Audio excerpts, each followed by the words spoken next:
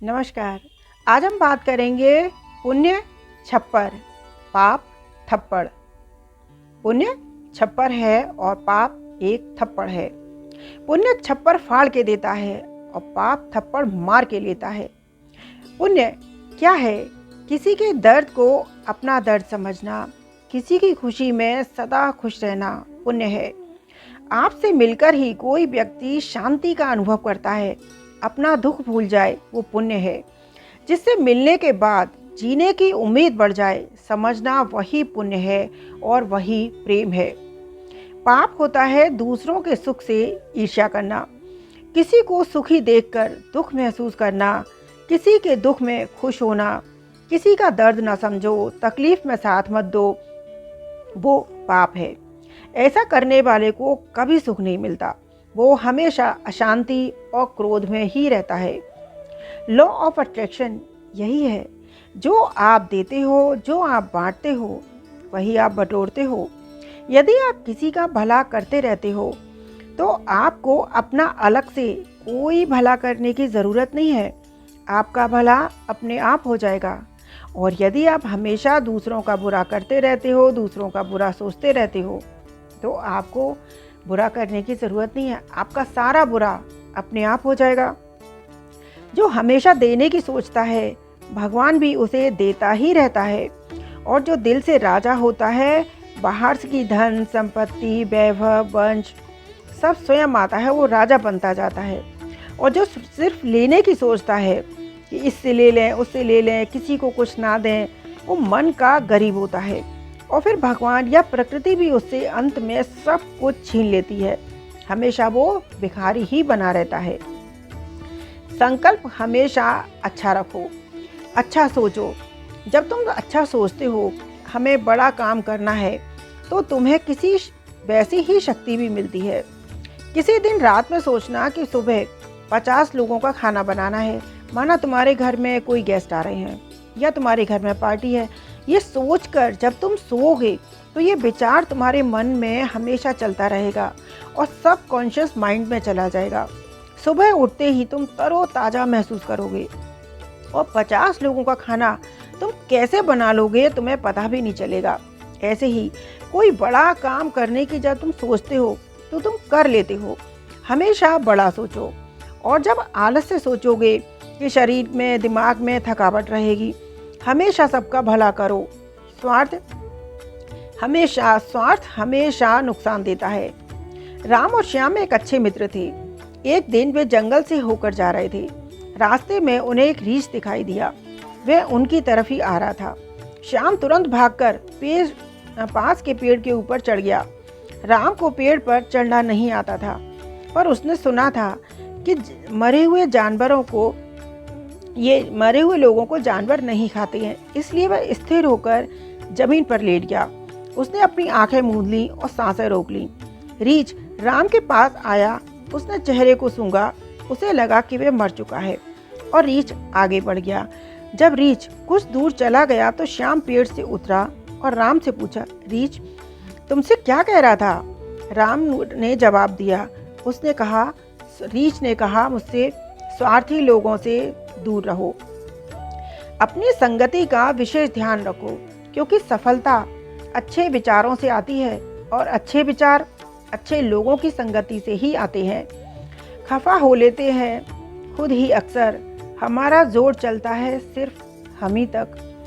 अच्छा व्यवहार यानी आपका पुण्य का कोई आर्थिक मूल्य भले ही ना हो, पर करोगे दिलों को खरीदारी करने की ताकत रखता है, करोड़ों दिलों को खरीदने की ताकत रखता है। एक बात हमेशा ध्यान रखनी चाहिए, जो अच्छा होता है, शुद्ध होता है, शांत रहता है, और जो अशुद्ध होता है वो उसे शुद्धता यानी अच्छा साबित करने के लिए शोर मचाना पड़ता है। शीशा और पत्थर संग रहें तो बात नहीं घबराने की, शर्त इतनी है बस दोनों जिद ना करें टकराने की। रिश्ता होने से रिश्ता नहीं बनता, रिश्ता निभाने से रिश्ता बनता है। दिमाग से बनाए हुए रिश्ते बाजार तक चलते हैं और दिल से बनाए हुए रिश्ते आखिरी सांस तक चलते हैं। मन से सबका भला सोचो, तो मन से विचार से दिया जा सकता है, वह हाथों से नहीं दिया जा सकता। मौन से जो कहा जा सकता है वह चीख चिल्लाकर नहीं कहा जा सकता। सबसे ज़्यादा शून्य के भाव में रहो। कर्ता भाव जितना कम होगा उतने ही ज़्यादा खुश होंगे। मक्खी एक हाथी के ऊपर बैठ गई। हाथी को पता नहीं चला मक्खी कब बैठ गई। मक्खी बहुत भिनभिनाई आवाज़ की और कहा, भाई तुझे कोई तकलीफ हो तो बता देना, भजन मालूम पड़े तो खबर कर देना, मैं हट जाऊंगी। लेकिन हाथी को कुछ सुनाई नहीं पड़ा।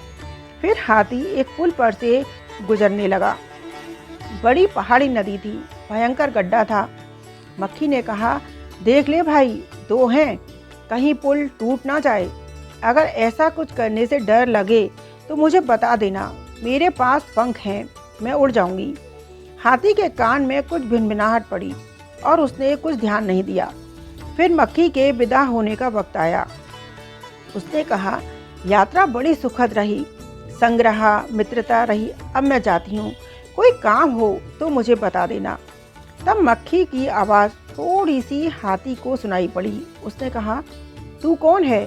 पता नहीं तू कब आई, कब तू मेरे शरीर पर बैठी और कब उड़ गई।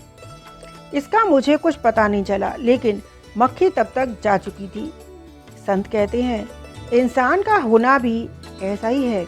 इस बड़ी पृथ्वी पर हमारे होने और ना होने से क्या फ़र्क पड़ता है, लेकिन इंसान मैं का शोर मचाता रहता है।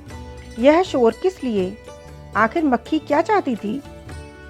वह चाहती थी हाथी स्वीकार करे कि तू भी है, तेरा भी अस्तित्व है। वह पूछना चाहती थी।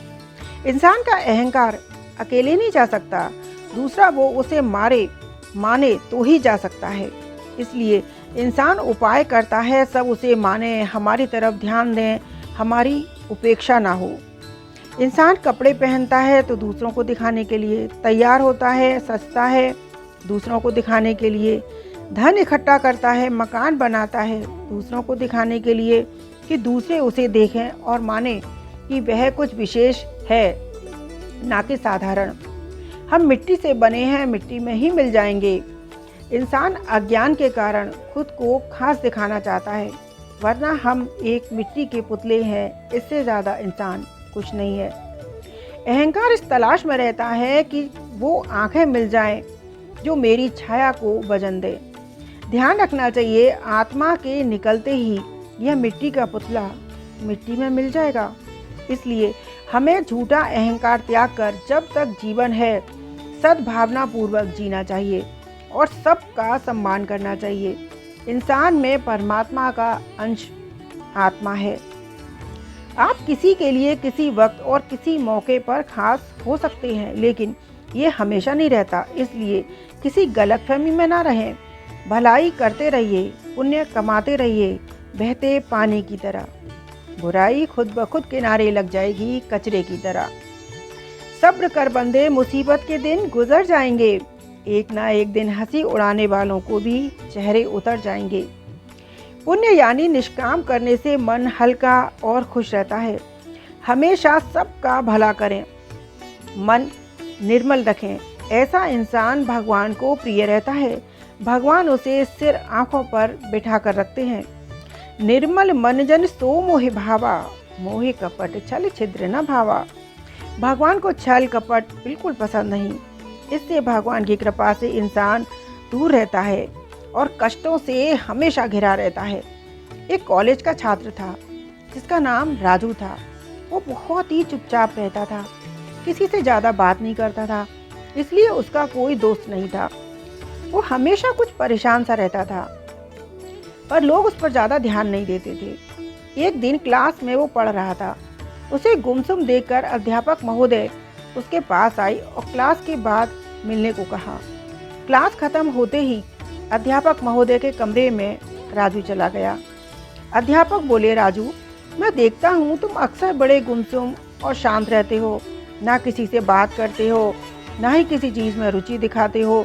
इसलिए इसका सीधा असर तुम्हारी पढ़ाई पर भी साफ साफ नज़र आ रहा है। क्या कारण है? राजू बोला, सर, मेरा भूतकाल का जीवन बहुत ही खराब रहा है। मेरे जीवन में बहुत ही दुखद घटनाएं हुई हैं। मैं उन्हीं के बारे में सोचकर बहुत परेशान रहता हूँ और किसी चीज़ में ध्यान नहीं कर पाता हूँ। अध्यापक ने ध्यान से राजू की सारी बातों को सुना। मन ही मन फिर से सही रास्ते पर लाने का विचार करके संडे को उसे घर पर बुलाया। राजू ठीक समय पर अध्यापक टीचर के घर पहुंच गया। उन्होंने पूछा, राजू, क्या तुम नींबू का शरबत पीना पसंद करोगे? रवि ने शर्माते हुए कहा, हाँ। टीचर ने जानबूझकर उसमें नमक ज़्यादा डाल दिया और चीनी की मात्रा कम रखी। शरबत का एक घूंट पीते ही रवि ने अजीब सी शक्ल बनाई। टीचर ने पूछा, क्या हुआ, पसंद नहीं आया? राजू अपनी बात कहता इससे पहले ही टीचर बोले, इसे मैं फेंक देता हूँ और अब ये किसी काम का नहीं रहा। ऐसा कहकर अध्यापक गिलास उठा ही रहे थे कि राजू बोला, आप एक काम करिए, इसमें थोड़ी चीनी और मिला दीजिए, फिर ये ठीक हो जाएगा। टीचर बोले, तुम बिल्कुल ठीक कह रहे हो, मैं तुमसे यही सुनना चाहता था। अब इस स्थिति को, इसी सिचुएशन को तुम अपनी ज़िंदगी से तुलना करो। शरबत में नमक ज़्यादा होना ज़िंदगी में हमारे साथ बुरे होने के अनुभव की तरह है। और अब इस बात को समझो, शरबत का स्वाद ठीक करने के लिए हम नमक नहीं निकाल सकते। इसी तरह हमारे साथ हुई दुखद घटनाओं को हम अपने जीवन से अलग नहीं कर सकते। जिस तरह हम चीनी डालकर शरबत का स्वाद ठीक कर सकते हैं, उसी तरह पुरानी कड़वाहट और दुखों को मिटाने के लिए ज़िंदगी में भी हम अच्छे अनुभवों की मिठास खोलनी पड़ती है। यदि तुम अपने जीवन का, अतीत का रोना रोते रहोगे तो ना तुम्हारा वर्तमान सही होगा, ना भविष्य उज्जवल होगा। राजू को अब अपनी गलती का एहसास हो चुका था। उसने मन ही मन एक बार फिर जीवन को सही दिशा में देने का प्रण किया। अक्सर बंद दरवाजे की तरफ देखते देखते हम खुलते हुए अच्छे दरवाजे की भनक तक नहीं लगती और इंसान का दरवाज़ा दुखों के सागर में डूबा रहता है। पुरानी गलती भूलना सीखें और नई दिशा की ओर मुड़ें। यही जीवन है। इसलिए ध्यान रखना चाहिए, पाप है पुण्य और पुण्य है छप्पर और पाप है थप्पड़। पुण्य छप्पर फाड़ के देता है और पाप थप्पड़ मार के लेता है। इसलिए हमेशा अपने पुण्य पर ध्यान दें। धन्यवाद।